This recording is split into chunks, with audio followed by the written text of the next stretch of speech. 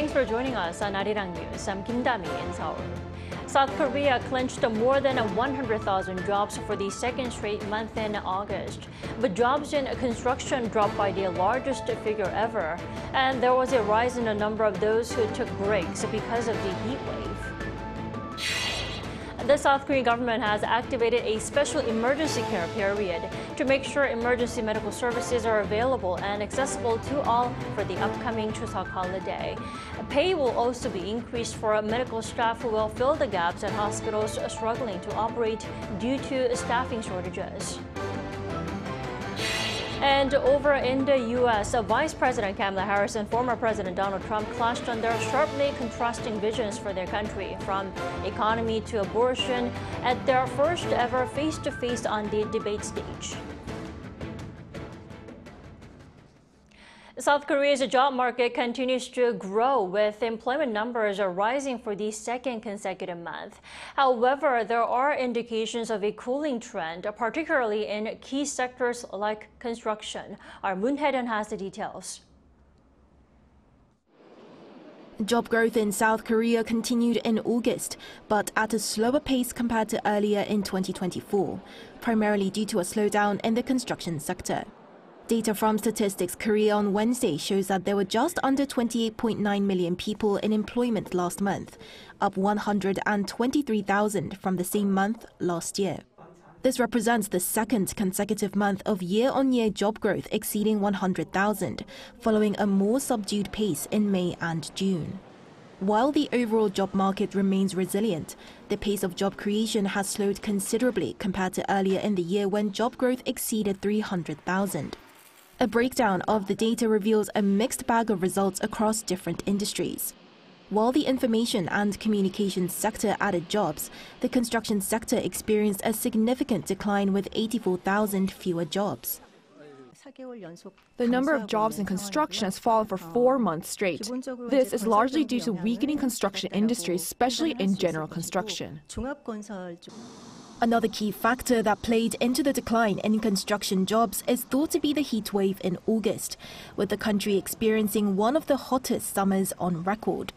The wholesale and retail sector also shed 55,000 positions, with a growing use of unmanned kiosks and online shopping. The employment rate for individuals aged 15 to 64, a key indicator used by the Organization for Economic Cooperation and Development, rose 0.2 percentage points to 69.8%. Meanwhile, the number of economically inactive individuals rose by 48,000 compared to the previous year. Of particular note is the surge in the number of people not working without a specific reason. This figure reached nearly 2.6 million, which is a record high for the month of August. Individuals aged 60 and over accounted for the largest increase in this category, followed closely by those in their 20s. During a job task force meeting on Wednesday, the first vice finance minister announced that the government plans to accelerate the implementation of measures to boost construction investment, as well as to actively seek out unemployed graduates and provide tailored employment services. Moon Hae-ryun, Arirang News. Starting today, a special emergency care period will be in effect for the next 2 weeks, so that there is no medical disruption during the upcoming Chuseok holiday. More local clinics will be open and doctors will see their pay increase temporarily. Our Kim Do-yeon reports. Amid concerns over the long holiday straining the nation's already hit emergency medical system, President Yoon on Tuesday said the next 2 weeks will be the Chuseok holiday emergency medical period. This came during a cabinet meeting to ease the public's concern over access to healthcare during the 5-day holiday. 추석 연휴 기간 국민 여러분께서는 정부의 안내에 따라 주시면 걱정 없이 의료 서비스를 받으실 수 있습니다. First, he said there have been more local hospitals volunteering to open during this year's holidays than in past years. According to the Health Ministry, the number of hospitals expected to open during this period is twice as many than the last Seollal or Korean Lunar New Year, which was around 3,600. This is expected to ease the burden of emergency rooms across the nation, as President Yoon urged those with mild symptoms to find these hospitals or clinics to get checked up. For those looking for an open hospital, they can dial 129 or visit the portal called eGen or use the Naver or Kakao Map functions. He showed appreciation to these hospitals and those in the emergency rooms who will continue to work. 정부는 의료인들의 헌신에 조금이라도 보답하기 위해 추석 연휴 전후 한시적으로 진찰료, 조제료 등 건강보험 수가를 대폭 인상하기로 했습니다. In fact, the government will increase the consultation fees for specialists at regional emergency medical centers who are particularly responsible for critically ill emergency patients to 3.5 times the usual rate.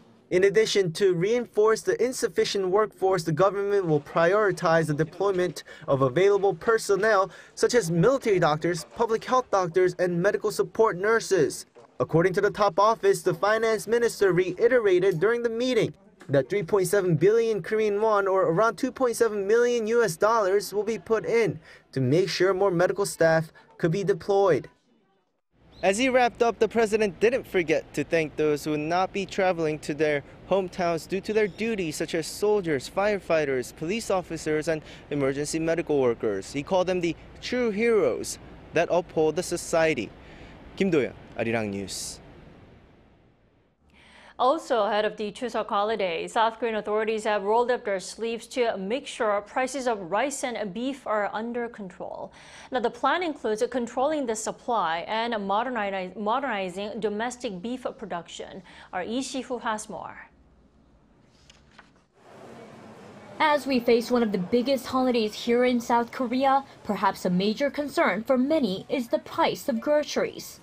To ensure that the nation's farmers and consumers can all enjoy the Thanksgiving celebrations free from money worries, the government, the ruling party, and the agriculture and livestock industries are set on stabilizing these prices, especially for two South Korean staples, rice and beef. We are set on stabilizing rice prices by setting aside the surplus from this year's harvest. First, we will set aside 20,000 hectares of rice cultivation areas immediately to prevent overproduction. Representative Kim explained this is to prevent more of an oversurplus from entering the market. In addition, the government and farmers will work together to enhance rice quality to increase consumer demand, which has decreased year by year recently. Meanwhile, more long-term goals are being set for the domestic beef production industry. We will strengthen the domestic beef industry by improving the current high-cost, long-term production process, so there is no more recurring anxiety about its supply and demand. The plan is to help farm owners build so-called smart cattle stations, equipped with technologies to help with production efficiency. Furthermore, the government will provide extended financial support and look for more fair distribution channels. Meanwhile, the government is working to increase the supply of other grocery items, including cabbages, apples, and pears, typically enjoyed in Korea's autumn months. Lee Si-hu, Arirang News.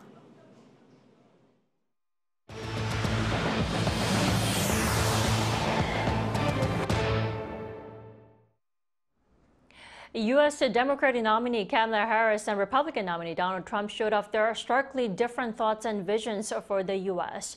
during their 90-minute presidential debate, which ended with not even a handshake. Former President Trump criticized the Biden administration, saying Biden's policy failures had made inflation worse and that Harris did not have a plan to improve the economy. He also highlighted how he would increase tariffs on some imports. Vice President Harris, while mentioning that the Trump administration saw the worst unemployment since the Great Depression, stated that Trump's tax cuts are for the rich and would create a deficit. Harris also pledged to create an opportunity economy, which would emphasize lowering the cost of housing and supporting small businesses. She also stressed the importance of respecting the rule of law and administration of justice, as Trump had been charged with election interference and leakage of defense secrets. The U.S. and its allies plan to sanction both Russia and Iran after reports say Tehran supplied Moscow with ballistic missiles. In response, Ukraine says it could cut ties with Iran if the reports are found to be true. Lee Seung-jae reports. On Tuesday, during his visit to London, U.S. Secretary of State Antony Blinken announced that Iran had transferred short-range ballistic missiles to Russia to be used in the ongoing war in Ukraine, and added that fresh sanctions will be slapped on Tehran. The United States will be announcing further sanctions on Iran later today, including additional measures on Iran Air. We expect allies and partners will be announcing their own new measures on Iran as well. Blinken said that Iran has long supplied Russia with deadly drones, despite warnings from Washington. Washington also imposed fresh sanctions on Iranian airline Iran Air for operating or having operated in the transportation sector of the Russian Federation economy, while the UK said it will be terminating all direct air services between the UK and Iran. The latest U.S. sanctions also target 7 Russian organizations for their role in using Iranian weapons systems, as well as vessels for transporting such military supplies.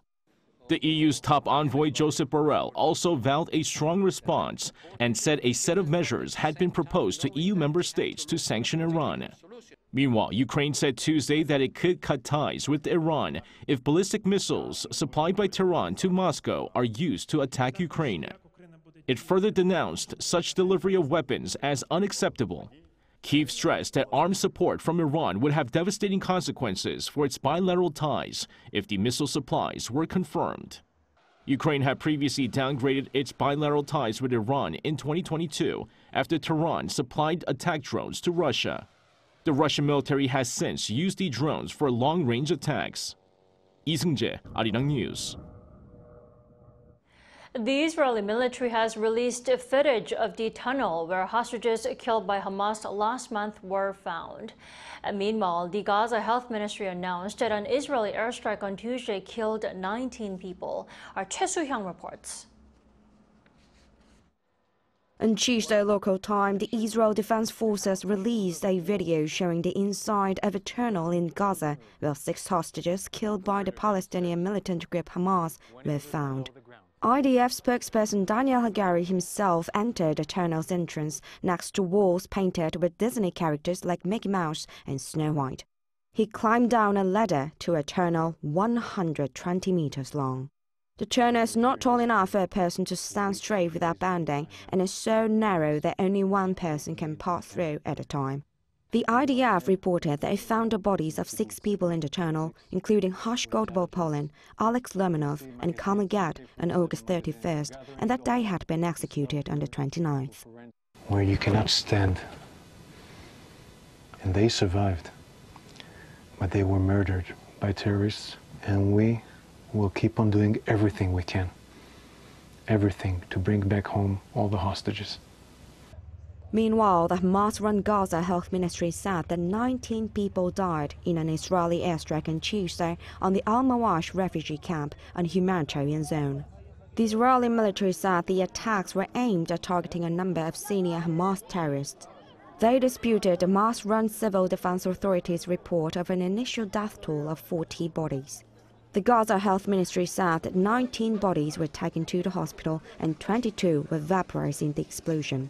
UN Secretary-General Antonio Guterres strongly condemned Israel's bombing and urged for an immediate ceasefire and the unconditional release of the hostages. Choi Soo-hyung, Arirang News.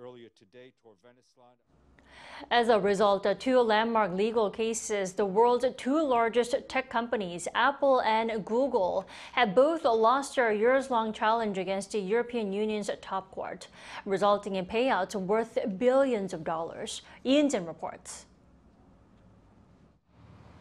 On Tuesday, the European Union's highest court concluded its years-long campaign to regulate the technology industry by ruling against Apple and Google in 2 separate cases that resulted in huge penalties. Both companies have now exhausted all avenues for appeal in these cases. Today marks a step forward, and it's encouraging. It's encouraging for us to do more. The Commission will continue its work on harmful tax competition and aggressive tax planning, both in terms of legislative proposals, but also enforcement. Google lost its last bid with the Court of Justice of the European Union in an appeal against its $2.7 billion penalty for violating antitrust rules 7 years ago in 2017, as the Commission ruled that Google used its price comparison shopping service to gain an unfair advantage over smaller European rivals. Google claimed that they made changes back in 2017 to comply with the European Commission's rules, but some competitors complained that the changes were not enough. In Europe, Google is appealing 2 other antitrust cases. One from 2018, when the company was fined for breaking antitrust laws to bolster its Android operating system. And another from 2019, where the company was fined for unfair business practices in the digital advertising market. Also on Tuesday, Apple lost its challenge against an order to repay roughly $14.34 billion in back taxes to Ireland.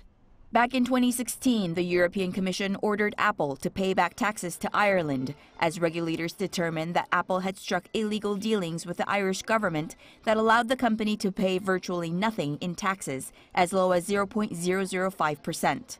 Apple had tried to appeal their case, saying that Ireland used such low taxes to lure big tech companies to the country. Having won an earlier decision to strike down the order, the 13 billion euros had been placed in an escrow account, which will now be released to Ireland. The court decisions are a victory for European Commissioner Margrethe Vestager, who is expected to step down next month after 10 years as the Commission's top official overseeing competition. 이은진, Arirang News. LG Electronics' transparent OLED TV has been selected as one of the best products in the video home appliance category in the U.S.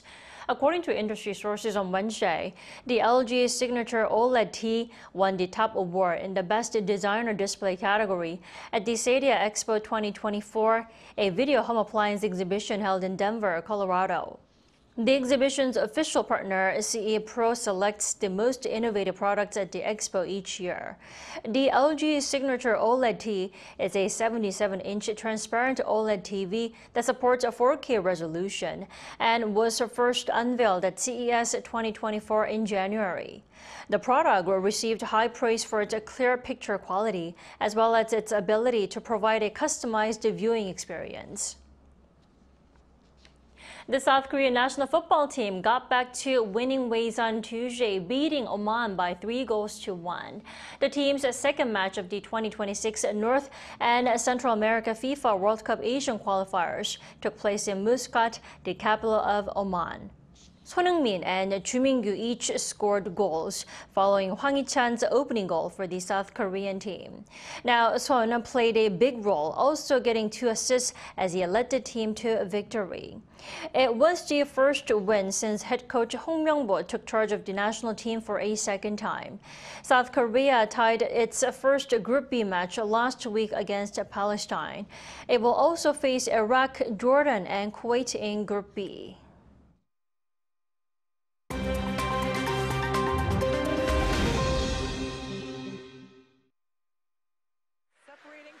Let's take a look at the latest news in the world now. An American billionaire aiming to attempt the first ever private spacewalk has launched off into space on board a SpaceX Falcon 9 rocket. 4 private astronauts consisting of billionaire tech entrepreneur Jared Isaacman, a retired military fighter pilot, and 2 SpaceX employees blasted off from NASA's Kennedy Space Center early on Tuesday local time in the spacecraft called Resilience. On their 5-day mission called Polaris Dawn, they will venture out to an orbit altitude of 1,400 kilometers, exceeding the distance reached by NASA's Apollo program in the 1970s. It is the first of 3 trips Isaacman bought from SpaceX founder Elon Musk and aims to test new spacesuit designs. The riskiest part of the mission, the spacewalk, is scheduled to last 2 hours. The crew will attempt the spacewalk on Thursday and also conduct up to 40 experiments, including satellite laser communication. Australian Prime Minister Anthony Albanese on Tuesday announced plans to introduce a minimum age requirement for social media use, citing risks posed to the physical and mental health of children. Albanese said the government will run age verification trial before the rules become law later this year. He added that he wished to see kids off their devices and spending more time on activities such as sports.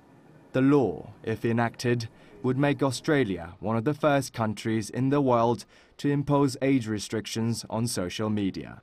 An exact age range for the ban was not mentioned, but it's speculated to be set between the ages of 14 and 16. Similar efforts, including by the EU, failed over concerns about limiting the rights of minors.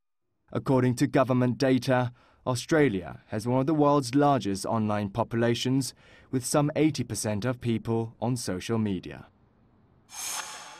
China's Huawei Technologies unveiled its new tri-foldable phone on Tuesday, just hours after US rival Apple debuted its new iPhone. The Mate XT smartphone, which features dual hinges and 3 foldable screens, was introduced at a starting price tag of $2,800 US, more than double the cost of Apple's high-end version iPhone 16 Pro Max. Huawei says that it has already received over 4 million pre-orders for the new device. The new Huawei phone is due to go on sale on September 20th, the same date as the new iPhone 16s. Australian Olympian breaker Rachel Gunn, better known as B-Girl Ray Gunn, who went viral after her performance at the Paris Olympic Games, has been ranked #1 breaker in the world by the sport's governing body. The latest women's rankings, released by the World Dance Sport Federation, gave 37-year-old B-Girl Ray Gunn the top spot, even though her performances failed to score any points across Olympic battles, which she lost 18-0 in all 3 rounds against breakers from US, France and Lithuania. The governing body of breaking and other dance sports, WDSF, explained that Ray Gunn's gold medal at the 2023 WDSF Oceania Championships secured her 1,000 ranking points to put her ahead of the breakers. Now, Ray Gunn recently apologized to the breaking community for her Olympic performance, which became tremendously viral for the lack of professionalism. Kim Seoul, Arirang News.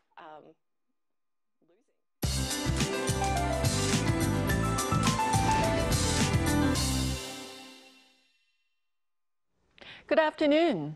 A heat wave warning in September does not sound so normal. Seoul is under a heat wave warning for the first time in September. And if you remember, we also had the earliest heat wave warning back in June. So basically, we have been sweltering since June and it's still ongoing. However, southern provinces should get some heat relief with passing rain under cloudy skies today. And it could rain down heavily in southern regions when it starts to rain.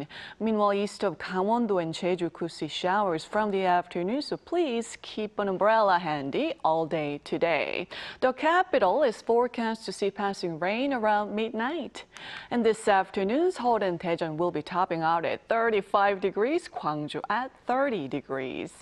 Then it's going to rain down all day tomorrow, which will bring much needed heat relief, which could linger into Friday.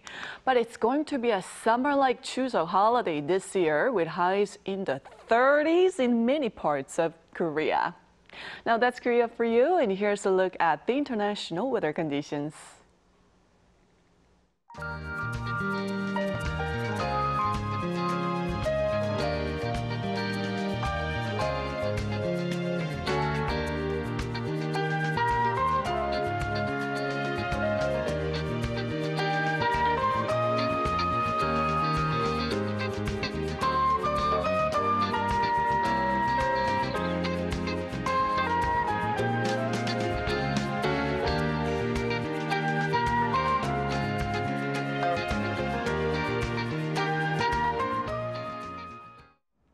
That's all we have at this hour. Arirang News will be back at 2 p.m. Korea time. Thanks for watching.